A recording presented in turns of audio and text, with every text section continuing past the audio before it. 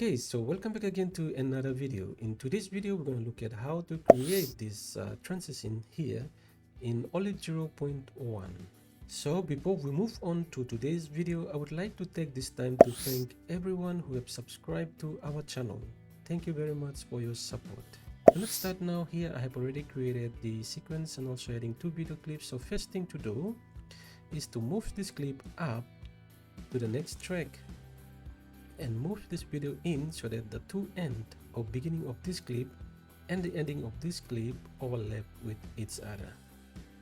Now the fun part is to apply the Luma Key. So go to the Add Effect tool here and go to King and Luma Key.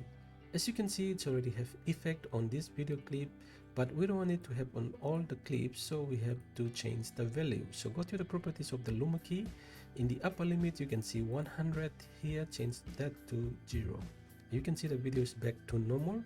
And now we need to keyframe the Luma Key. So let's go to the end here where the other video clip is overlapping, the beginning of that, and put the marker there. Selecting the first video clip where we apply the Luma Key, go to the Luma Key properties and keyframe both the lower and upper limit.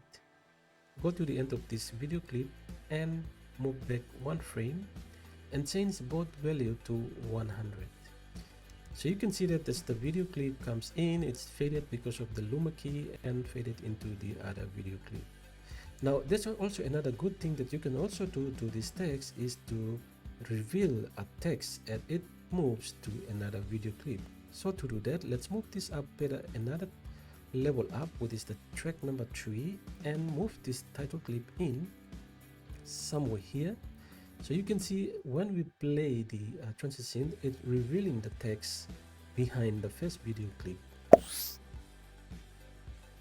Okay, so this is how we use the Luma Key to create these transitions, and also how to reveal a text as it's faded onto the other video clip, as you can see in this example.